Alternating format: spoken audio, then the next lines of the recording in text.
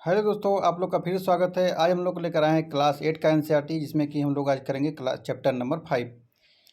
Chapter 4 इसमें जैसे जिसमें था न्यायपालिका के बारे में पढ़े थे हम लोग। तो आप लोगों उसको पढ़िए, फिर इसको पढ़िए दोबारा। तो चैप्टर का नाम है हाशिया करण की समझ।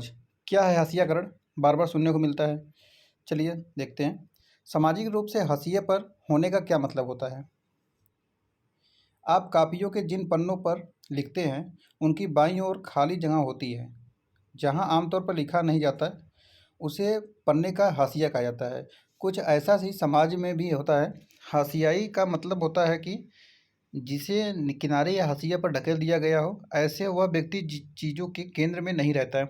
यह एक ऐसी चीज़ें हैं जिसको आपने अपनी कक्षा या खेल के मैदान में भी कभी न कभी महसूस किया होगा।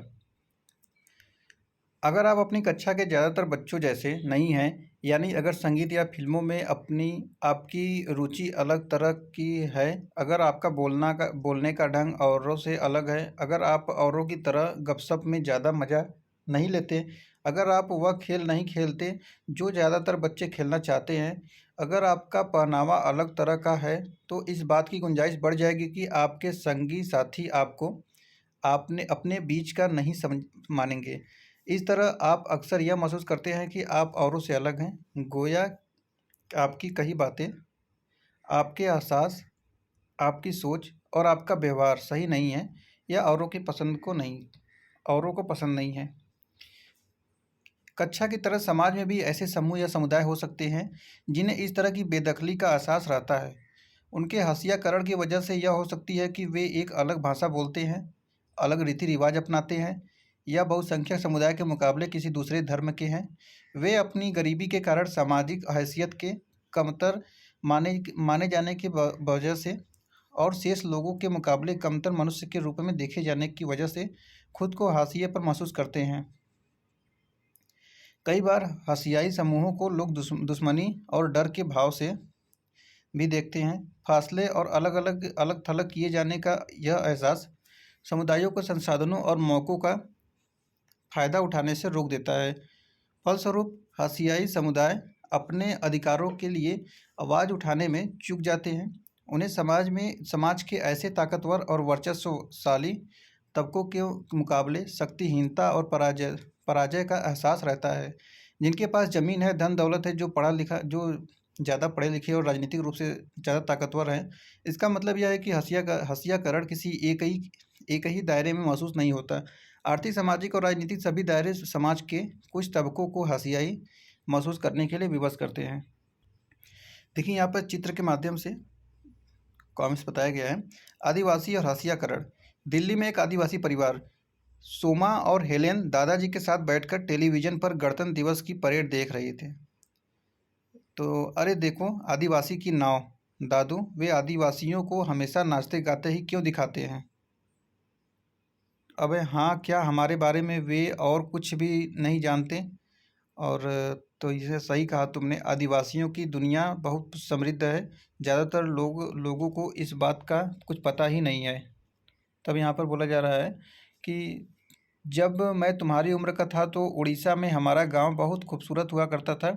हमें अपनी ज़रूरत की सारी चीज़ें अपनी ज़मीन और जंगलों से मिल जाती थी। हम भी अपनी धरती, जंगलों और नदियों की बहुत कदर करते थे। तभी अचानक हमें बताया गया कि ये जंगल हमारे नहीं हैं। वन विभाग के अफसरों और ठेकेदारों ने बहुत सारा जंगल साफ कर डाला। अगर हम जंगलों को बचाते तो वे हमारी पिटाई करते थे। हमें अदालत में घसीटा जाता था। वहाँ न तो हमें वकील मिलता था और न हम अपना मुकदमा खुद लड़ सकते थे। तो फिर ये पूछती है, तो आपने फिर अपनी जान कैसे बचाई? फिर अफसर अफसर आए। उन्होंने कहा कि हमारी ज़मीन के नीचे लोहे के भंडार हैं, वे उसे निकालना चाहते थे। उन्होंने बड़े बड़े वादे किए, कहते थे कि अगर हम अपनी ज़मीन उन्हें बेच दें तो वे हमें नौकरी व पैसा देंगे। कुछ गांव वाले बहुत खुश हुए, कुछ को पता लगता था कि इससे हमारी ज़िंदगी तबाह हो जाएगी। कुछ ने तो कागज़ों पर अंगूठे के निशान भी लगा दिए।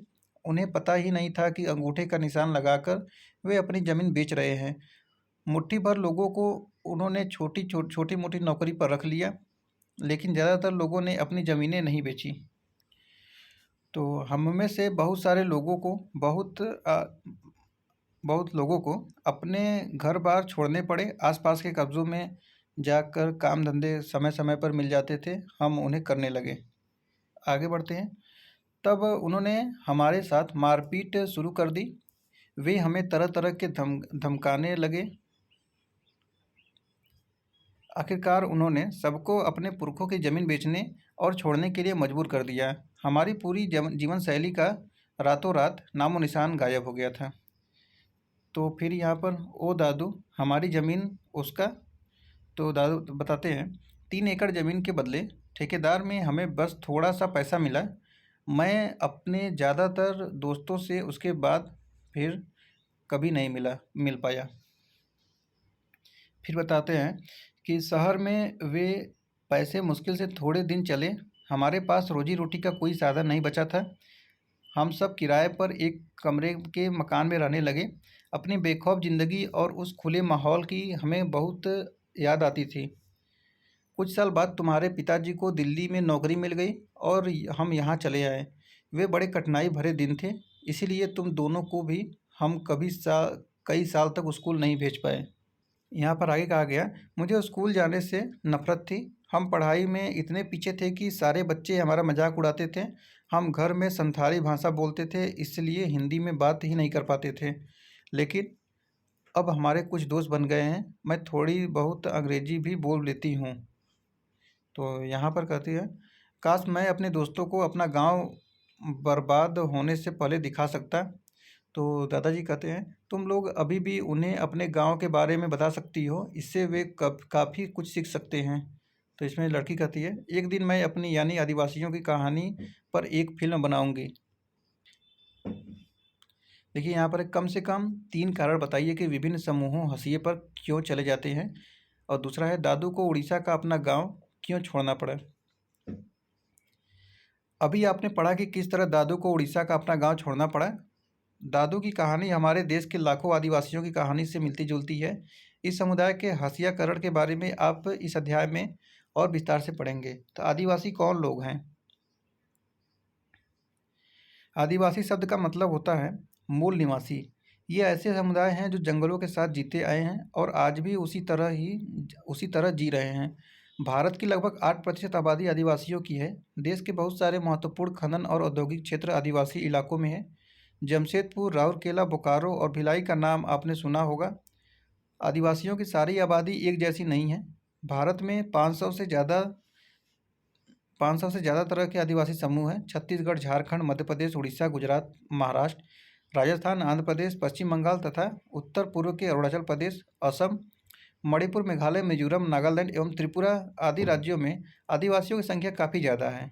अकेले उड़ीसा में ही 60 से ज़्यादा अलग अलग जनजातीय समूह रहते हैं। आदिवासी समाज औरों से बिल्कुल अलग दिखाई देते हैं, क्योंकि उनके भीतर ऊंच नीच का फर्क बहुत कम होता है। इसी वजह से ये समुदाय जाति वर्ग पर आधारित समुदायों या राजाओं के शासन में रहने वाले समुदायों से बिल्कुल अलग है। यहाँ पर फिर कुछ क्वेश्चन किए गए हैं। आपके शहर या गांव में कौन से समूह हंसिए पर हैं, चर्चा करें। फिर दूसरा है, क्या आप अपने राज्य के किसी जनजाति समुदाय का नाम बता सकते हैं। तीसरा है, वह समुदाय कौन सी भाषा बोलता है। क्या वे जंगलों के आसपास रहते हैं। क्या वे काम की तलाश में दूसरे इलाकों में जाते हैं। तो अगर आपको पता है, क्वेश्चन आंसर करना चाहते हैं इसका आंसर, तो कमेंट बॉक्स में कर सकते हैं। चलिए आगे पढ़ते हैं। आदिवासियों के बहुत सारे जनजाति धर्म होते हैं। उनके धर्म इस्लाम, हिंदू, ईसाई आदि धर्मों से बिल्कुल अलग है। वे अक्सर अपने पुरखों की गांव और प्रकृति की उपासना करते हैं। प्रकृति से जुड़ी आत्माओं में पर्वत, नदी, पशु आदि की आत्माएं हैं। ये विभिन्न स्थानों से जुड़ी होती हैं और इनका वही निवास माना जाता है। ग्राम आत्माओं की अक्सर गांव की भी सीमा के भीतर निर्धारित पवित्र लता कुंजों में पूजा की जाती है, जबकि पुरखों की उपासना घर में ही की जाती है।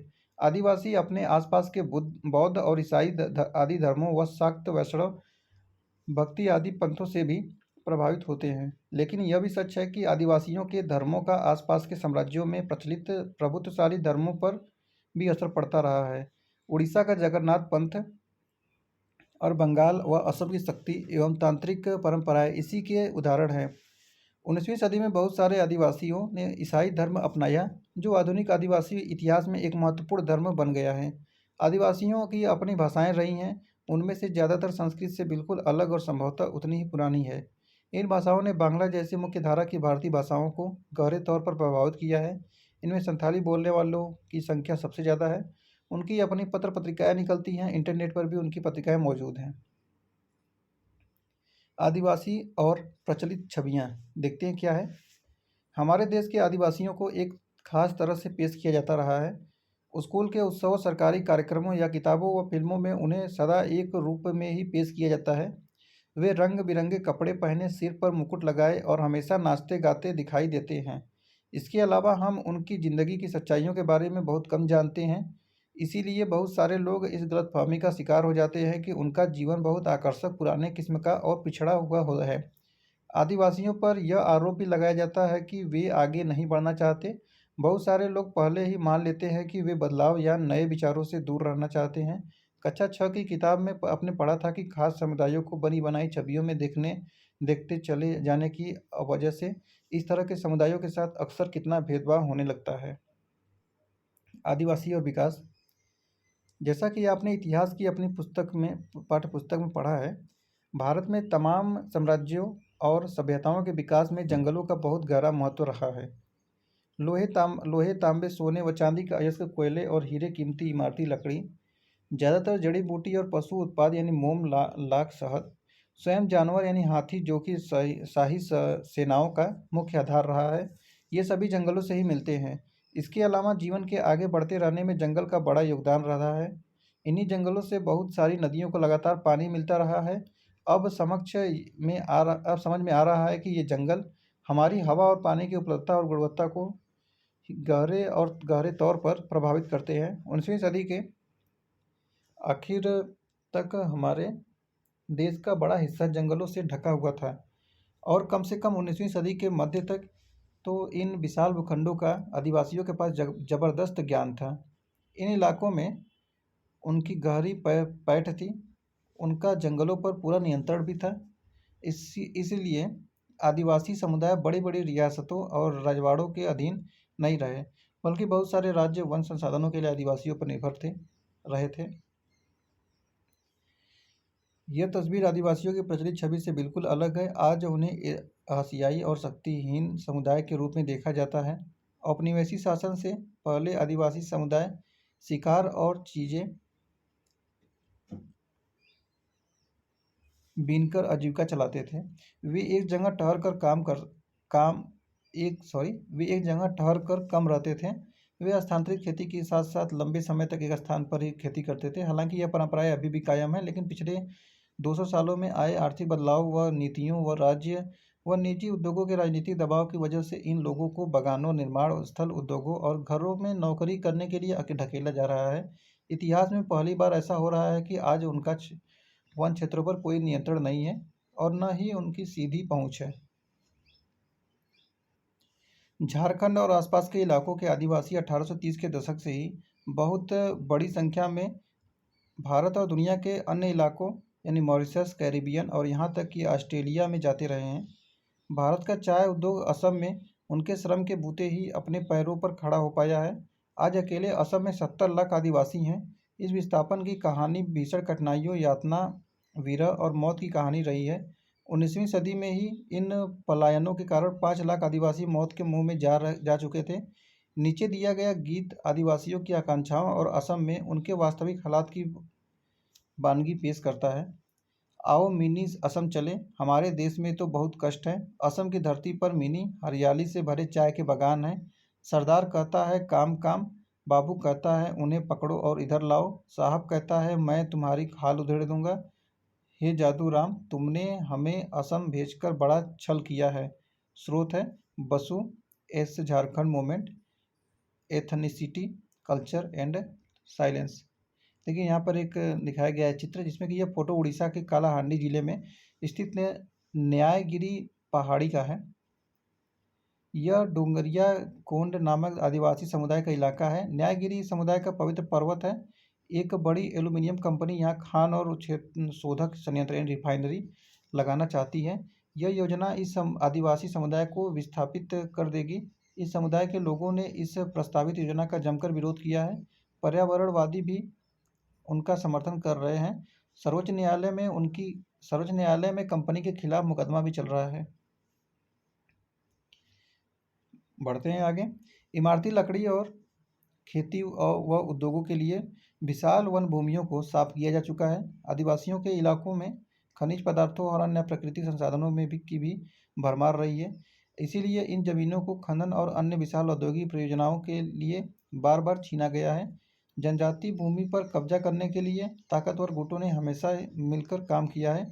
काफ़ी बार उनकी ज़मीन जबरन छीनी गई और निर्धारित प्रक्रियाओं का पालन बहुत जब कम किया गया है। सरकारी आंकड़ों से पता चलता है कि खनन परियोजना के कारण विस्थापित होने वाले 50% से ज़्यादा केवल आदिवासी रहे हैं। आदिवासियों के बीच काम करने वाले संगठन की एक ताज़ा सर्वेक्षण रिपोर्ट से पता चलता है कि आंध्र प्रदेश, छत्तीसगढ़, उड़ीसा और झारखंड में जो भी लोग विस्थापित हुए हैं उनमें से 79% आदिवासी थे। वे लोग अपनी जमीन और जंगलों से बिछड़ने आदिवासी समुदाय आजीविका और भोजन के अपने मुख्य स्रोतों से वंचित हो जाते हैं और अपने परंपरागत निवास स्थानों के छीनते जाने की वजह से बहुत सारे आदिवासी काम की तलाश में शहरों का रुख कर रहे हैं। वहाँ उन्हें छोटे मोटे उद्योगों, इमारतों या निर्माण स्थलों पर बहुत मामूली वेतन वाली नौकरियाँ करनी पड़ती हैं। इस तरह वे गरीबी और लाचारी के जाल में फंसते चले जाते हैं। ग्रामीण इलाकों में 45% और शहरी इलाकों में 35% आदिवासी समूह गरीबी रेखा के नीचे से गुजर बसर करते हैं। इसकी वजह से वे कई तरह के अभाव का शिकार हो जाते हैं। उनके बहुत सारे बच्चे कुपोषण के शिकार होते रहते हैं। आदिवासियों के बीच साक्षरता भी बहुत कम है। अब यहाँ पर देखते हैं अल्पसंख्यक और हसियाकरण क्या है। इकाई 1 में आपने पढ़ा था कि मौलिक अधिकारों के जरिए हमारा संविधान धार्मिक और भाषाई अल्पसंख्यकों को सुरक्षा प्रदान करता है। आपकी राय में इन अल्पसंख्यक समुदायों को ये सुरक्षाएं क्यों मुहैया कराई जा रही हैं? अल्पसंख्यक शब्द आमतौर पर ऐसे समुदायों के लिए इस्तेमाल किया जाता है जो संख्या की दृष्टि से बाकी आबादी के मुकाबले बहुत कम है, लेकिन यह अवधारणा केवल संख्या के सवाल तक ही सीमित नहीं है। इसमें न केवल सत्ता और संसाधनों तक पहुँच जैसे मुद्दे जुड़े हुए हैं, बल्कि इसके सामाजिक व सांस्कृतिक आयाम भी होते हैं। जैसा कि आपने इकाई 1 में पढ़ा था, भारतीय संविधान इस बात को मानता है कि बहुसंख्यक समुदाय की संस्कृति समाज और सरकार की अभिव्यक्ति को प्रभावित कर सकती है। ऐसी सूरत में छोटा आकार घाटे की बात साबित हो सकती है और संभव हुआ है कि छोटे समुदाय हाशिए पर खिसकते चले जाएं। अब यहाँ पर है मुसलमान और हसियाकरण क्या है। 2011 की जनगणना के अनुसार भारत की आबादी में मुसलमानों की संख्या 4.2% है। उन्हें हसियाई समुदाय माना जाता है क्योंकि दूसरे समुदायों के मुकाबले उन्हें सामाजिक आर्थिक विकास के उतने लाभ नहीं मिले हैं। विभिन्न स्रोतों से ली गई निम्नलिखित तीन सारणियों से पता चलता है कि मूलभूत सुविधाओं और साक्षरता और सरकारी नौकरियों के हिसाब से मुस्लिम समुदाय की स्थिति कैसी है। नीचे दी गई 3 सारणियों को पढ़कर बताइए कि मुस्लिम समुदाय की सामाजिक आर्थिक स्थिति के बारे में क्या बताती है। देखिए यहाँ पर दिया गया है मूलभूत सुविधाएं 2008-9। धार्मिक समुदाय तो हिंदू, मुस्लिम, ईसाई, सिख। तो हिंदू का पक्का घर 65.4 है, तो मुस्लिम का 63.8 है, ईसाई का 69.3 है और सिख का 91.3 है। बिजली मिलती है किसको कितना? तो हिंदू को मिलता है 75.2, मुस्लिम को 67.5, ईसाई को 86.2 और सिख को 96। नल का पानी तो हिंदू को 43% मिलता है और मुस्लिम को 35.8, ईसाई 48 है, सिख को 49.3। तो यह कुछ आंकड़ा बताया गया है जिसमें कि मुस्लिमों का सबसे कम आंकड़ा दिखाया गया है। तो आप लोग समझ सकते हैं कितना हो सकता है। अब यहाँ पर एक और आंकड़ा है जैसे कि विभिन्न धर्मों में साक्षरता दर 2011 के प्रतिशत के हैं। साक्षर मतलब कितने पढ़े लिखे? तो कुल 74% है। हिंदू में 63%, मुस्लिम में 57%, ईसाई में 74% है, सिख में 67% और बौद्ध में 71%। तो कुल मिलाकर सबसे ज़्यादा देखिए ईसाई पढ़े हैं, फिर उसके बाद साक्षरता दर है, उसके बाद बौद्ध में है, उसके बाद सिख में है, फिर है हिंदू में, फिर है मुस्लिम में। सबसे कम हिंदू में, मुस्लिम में है। तो इस सबका औसत एवरेज हो जाता है 74। यहाँ पर एक तीसरा आंकड़ा है सरकारी नौकरियां मुसलमानों का प्रतिशत कितना देखिए। तो आबादी कुल मिलाकर 13.5 और भारतीय प्रशासनिक सेवा यानी IAS में 3 है और भारतीय पुलिस सेवा IPS में 4, भारतीय विदेश सेवा IFS में 1.8 और केंद्रीय सार्वजनिक क्षेत्र इकाइयों में 3.3 और राज्य स्तरीय PSU में 10.8, बैंक और बैंक रिजर्व में 2.2। इस बात को ध्यान में रखते हुए कि मुसलमान विकास के विभिन्न संकेतकों पर पिछड़े हुए हैं, सरकार ने 2005 में एक उच्च स्तरीय समिति का गठन किया। न्यायमूर्ति राजिंदर सच्चर की अध्यक्षता में बनाई गई इस समिति ने भारत में मुस्लिम समुदाय की सामाजिक, आर्थिक और शैक्षणिक स्थिति का जायजा लिया।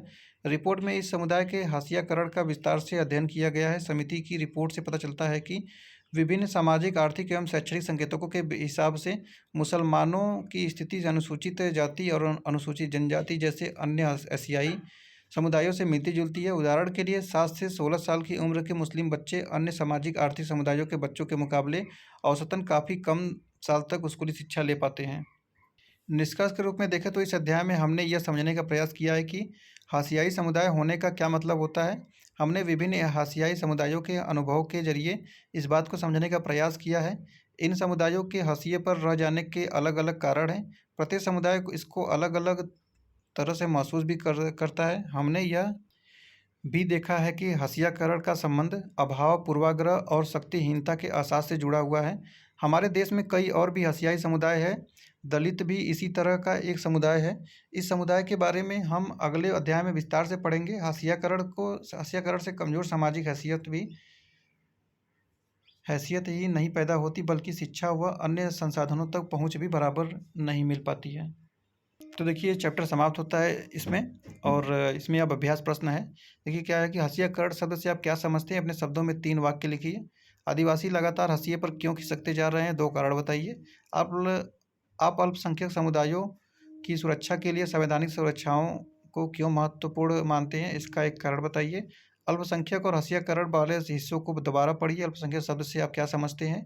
आप एक बहस में हिस्सा ले रहे हैं जहां आपको इस बयान के समर्थन में तर्क देने हैं कि मुसलमान एक हाशियाई समुदाय है। इस अध्याय में दी गई जानकारियों के आधार पर 2 तर्क पेश कीजिए। कल्पना कीजिए कि आप टेलीविज़न पर 26 जनवरी की परेड देख रहे हैं। आपकी इस एक दोस्त आपके नज़दीक बैठी है। वह अचानक कहती है, इन आदिवासियों को तो देखो, कितने रंग बिरंगे हैं, लगता है सदा नाचते ही रहते हैं।